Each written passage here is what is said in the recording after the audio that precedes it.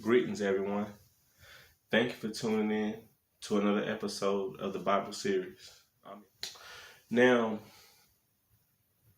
I call this the recap, where one thing I know about human beings in doing my own studies with the mind is that it's a very tough thing to unlearn something and learn something new.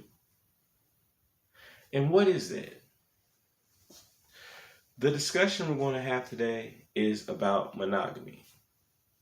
Now, many a times you'll hear several pastors, when speaking about relations between men and women, they will speak about there was Adam and Eve. It's several different slogans that are used to articulate this particular thing to promote monogamy. Now, when I mentioned that, I never mentioned it as a slight because I'm a true believer in free will. As a human being, we've all been given that. And you are able and willing and should be allowed to choose whatever path it is that you want to undertake. And I'm not here to judge, and I thank you for watching.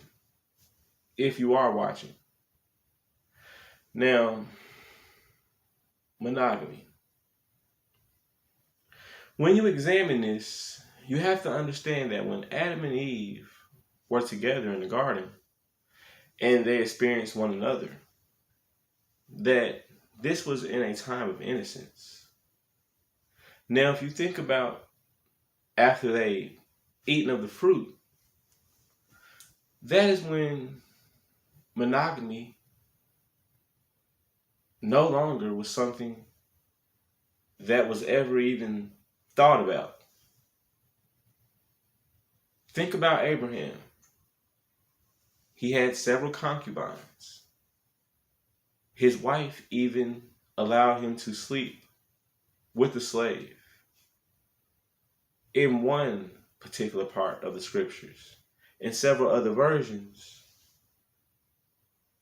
he've already been having concubines. We go to King David, who had several wives. And Lord have mercy, be with Solomon, because he had so many wives and concubines. I don't know how the man was able to even pull off that kind of workload. Even he so had some. Now, as you examine those several perspectives, what ultimately am I saying? Where did the concept of marriage come from? Well, first you have to understand what biblical marriage meant. There was no paperwork that was given to say you were married.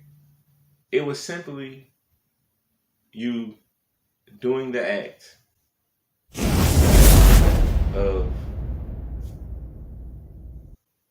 and then you were considered to be man and wife, connected as one, intertwined together spiritually, with an oath under the Lord. Do you understand that in signing a marriage contract, you're allowing the state in which you got married to be a third party within your marriage, to be a third party with decisions with your children? Now, while you're griping, you have to understand that these are structures that first we were born into, but then second, that we asked for. We asked for these type of things when we really should have governed ourselves. But that is the thing about man. We ask for so much, then we complain. We don't have anything, then we complain. When I read the Quran, I always think about the angels and how they were pleading with the Lord not to create us, and how we just proving them right if we're not willing to wake up to the overall truth. The pressure is not monogamy. What it is understanding and having a discipline in your sexual nature. But overall, it is something that has a spiritual aspect to it. And you have to truly pay attention to that mindset and go in every situation with that particular mindset. Like it is said in many rap songs, effing around with the wrong MFer can get you effed up. The reason why I said it that way is because I want this message to get to everyone.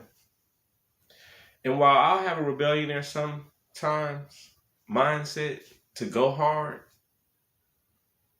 there's particular times where you got to chill back. And you have to relax just a little bit and take things a day at a time. So that is what I'm asking you to do here in this particular situation. Take what you're learning here on this Bible channel a day at a time. Because whether you like it or not, God didn't say get married. And if we could bring St. Paul, our Paul, down here right now and allow him to speak before us with the letters that he wrote to the churches, that if he would know that that would make up most of the New Testament, that he would have chose words more wisely, that he would have added more stipulations. Because since the beginning of time, men have always had multiple wives. And why is this? Because at the end of the day, it was a vulnerable time. Men always did what men did. And women, they didn't possess the capabilities, nor is it in their nature to do the same things men do. And men will be men. Even under this pressure of the monogamy being pushed, because understand, that is a Roman, remember, key word, Roman social construct. The Romans put this in place because it made better for economic growth. Now, one would think that it would make more economic sense if bigger conglomerates of families were together, because there's a lot of women that were widowed and parents died and married this man and became his fifth or sixth wife, or whatever the case may be. But the Most High even set structures for how a man's supposed to treat each individual wife.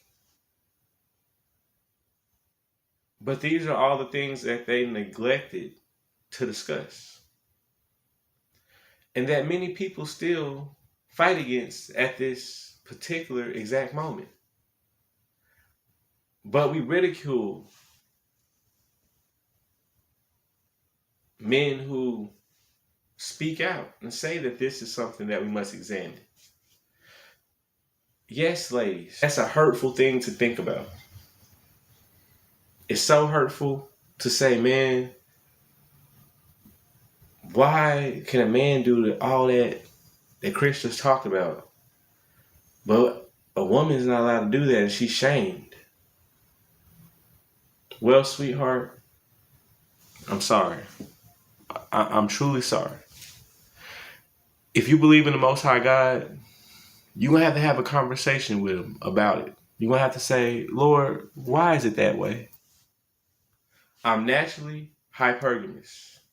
I'm naturally picky. And by a biological and nature standpoint, you have to be, because you pay a stiffer penalty than a male does. Because it's a possibility you could be stuck with the burden of providing for a seed by yourself. So it's different for you. Now, I'm not going to sit up here and say be abstinent, be a virgin, do this and third. But I will say that's the best way to ensure that that's not possible if you're not willing to be stern in your vetting process. Our consequences are different. Our lifestyles are different. Our biologies are different. The male biology is the same thing as I just described about the female. There's the nature aspect, and then there's what males do. Every female watching this will nod her head and say that every single male wants to have sex with every single woman, or at least he would want to have relations with every single woman that he deems to be attractive. Now we know that sex is used for reproduction. It is enjoyable, but it is for procreation, reproduction. And what is it that the male in nature, in the animal kingdom, tries to do as a purpose besides the one he's already set to fulfill? So we can say the lion, for example, strong, like Mufasa, long, brown, red hair flowing, strong back, strong muscles, full-grown male lion, king of the jungle. His purpose is to move about the earth and do as lions do, and also try to recreate himself as many times as he can before his life expires, and then to protect those cubs and provide for those cubs as long as he lives. Doesn't that sound like the biology of a man and what we overall want to do as men? It's a very real thought process that comes along with poly and all these different ways of thinking, because it was constructed. That is one thing we know for sure.